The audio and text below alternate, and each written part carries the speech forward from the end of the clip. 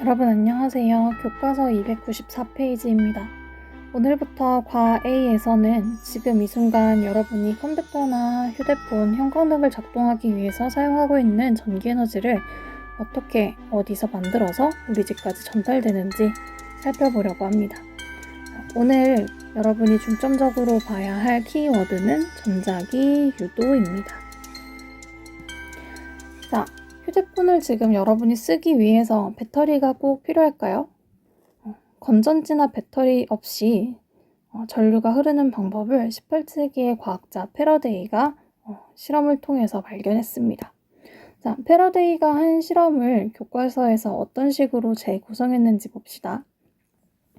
자, 교과서에서 밑에 보시면은 자, 코일이 있고요. 코일 주변에 도선으로 다이오드를 두 가지 방향으로 연결을 해놨습니다. 자, 발광 다이오드는 두 가지 특징을 우리가 크게 알고 있어야 되는데, 첫 번째는 얘가 전류가 흐르면은 빛을 발한다. 이게 첫 번째 특징이고요. 두 번째는 얘가 정류작용을 하죠. 그래서 일정한 방향, 특정한 방향의 전류만 흐르도록 통과하도록 합니다.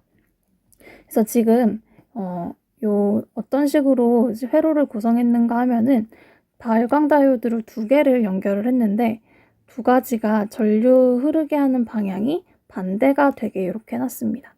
그래서 우리가 이 회로를 보면서 전류가 통했을 때 전류가 흐르고 있는지 그리고 전류가 어느 방향으로 흐르는지를 알 수 있게 해놨어요. 자, 그래서 위에 보시면은 세 가지 상황이 있어요. 첫 번째, 코일 속에 자석을 넣을 때. 자, 코일 속에 자석을 집어 넣으면은 움직이는 동안에 전류가 흘러서 발광 다이오드에 불이 들어오게 됩니다. 자, 두 번째, 코일 주위에 자석이 움직이지 않을 때. 얘가 얼마나 센 자석인지는 상관이 없어요. 자, 자석이 코일 주위에서 움직이지 않으면은 전류가 흐르지 않는다라는 것을 알 수 있습니다. 다음 세 번째, 코일 속에서 자석을 뺄 때. 자, 자석을 이렇게 반대 방향으로 움직이게 되면은 발광 다이오드에 불이 들어오죠. 그래서 전류가 흐른다라는 것을 알 수 있는데, 자석을 N극을 넣을 때와 N극을 뺄 때 발광 다이오드 보시면은 서로 다른 다이오드가 불이 들어오는 것을 알 수 있습니다. 그래서 여기 이 실험을 통해서 두 가지를 알 수 있는데, 첫 번째는 코일 주위에서 자석이 움직일 때만 전류가 흐른다라는 것을 알 수 있고, 두 번째, 자석을 넣을 때, 움직이더라도 넣을 때랑 뺄 때랑 서로 코일에 작용하는 전류의 방향이 다르다, 반대이다 라는 것을 알 수 있습니다. 자, 어쨌든 도선으로 된 코일 주위에서 자석이 움직이면은 도선에 전류가 흐른다라는 것을 이 실험으로 알 수 있고요. 자, 자석과 코일 사이의 움직임으로 전류가 흐르는 현상을 우리는 전자기 유도라고 부릅니다. 자, 이 전자기 유도를 통해서 만들어진 전류를 유도 전류라고 합니다. 그냥 건전지를 넣어가지고 흐르게 한 전류랑은 구분을 짓기 위해서 이렇게 우리가 특별히 유도전류라는 말을 씁니다. 자, 이 유도전류의 특징이 있는데요. 자석을 더 빠르게 움직일수록, 다음 자석의 세기가 셀수록, 그리고 코일을 단위 길이당 더 촘촘하게 감을수록 더 센 유도전류가 흐르게 됩니다. 대략적인 전자기 유도에 대한 특징이 이런데, 우리가 어떻게 이런 식으로 이루어지는지 조금 더 구체적으로 살펴볼게요. 자, 294페이지에 있는 회로를 LED 대신에 검유계로 대신한 모습입니다. 자, 검유계는 이름에서도 알 수 있듯이 검사를 하는 기계예요. 무엇을? 전류의 흐름을. 그래서 약한 전류가 흐를 때 전류가 얼마나 흐르는지 그 크기와 다음 방향을 알 수 있습니다. 그래서 검유계 가운데 보시면은 이렇게 바늘이 하나 있어요. 그래서 막대 자석을 이렇게 움직이면은 전류가 생기겠죠.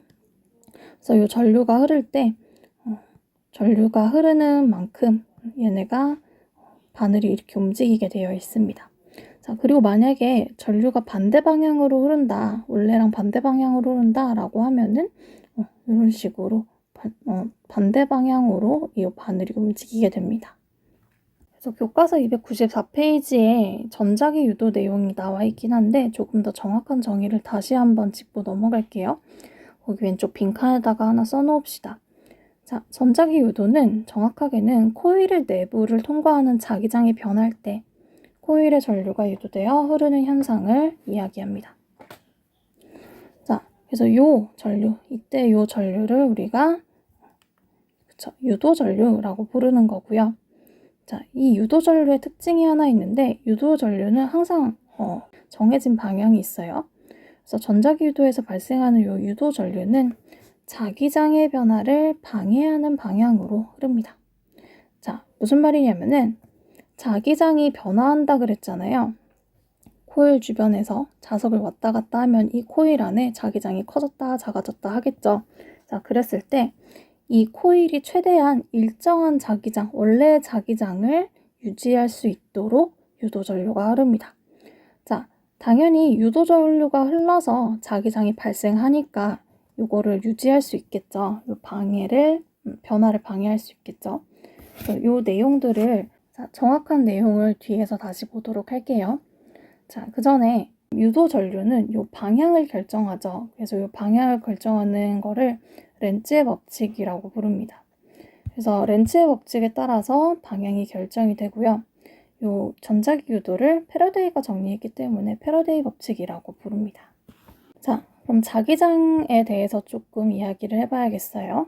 자기장은 자석 주변에 생기는데 자, 여러분 중학교 때 하셨겠지만 자석의 극부분에 자기장이 세고요. 극에서 멀어질수록 자기장이 약해지죠.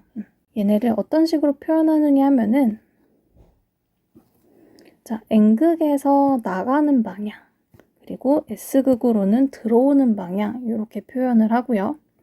또 하나 이렇게 보시면은 N극으로는 요 선 이거를 자기력선이라고 하는데 자기력선이 이렇게 촘촘하게 있는 곳이 자기장이 큰 곳, 자기장이 센 곳.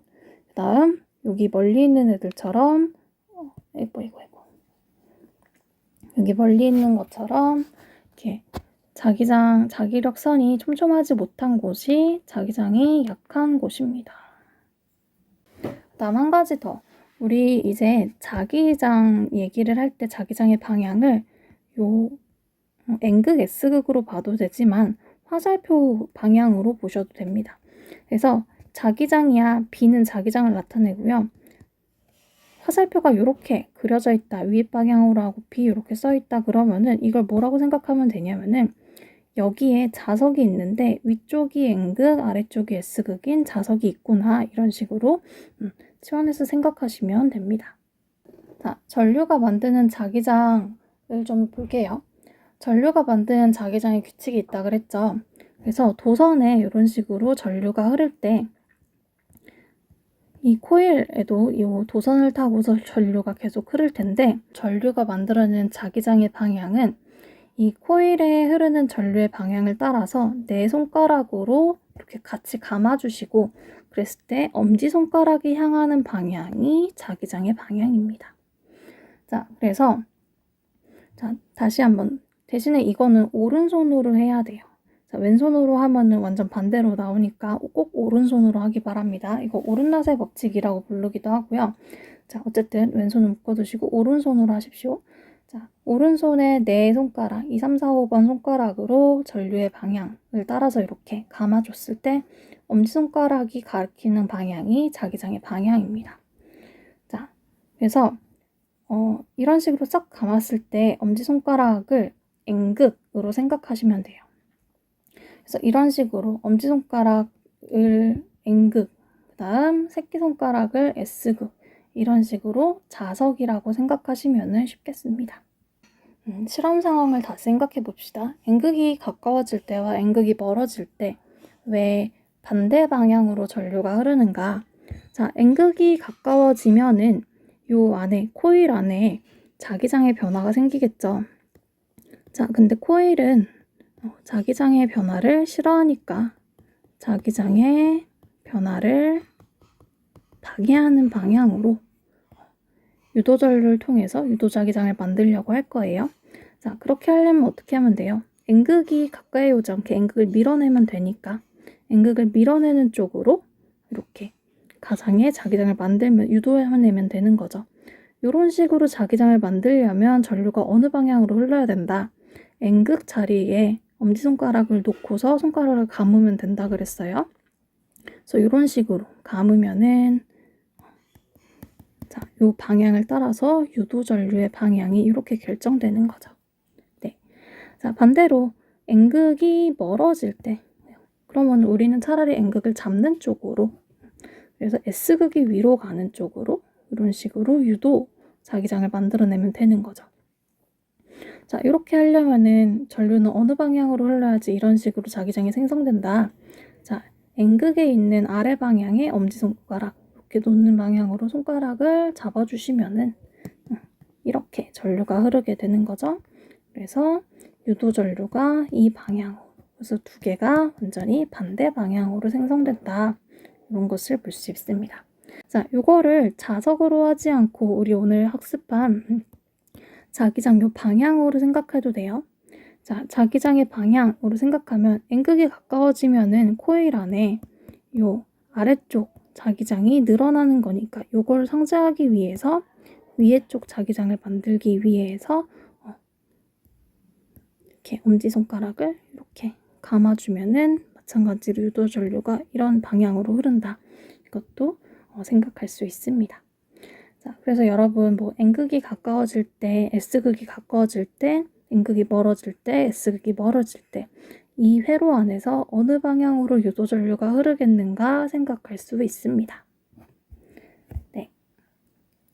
그래서 오늘 내용은 여기까지고요. 여러분 내용들 교과서 통해서 잘 정리하고 복습하시기 바랍니다. 그래서 오늘 여기까지 하겠습니다.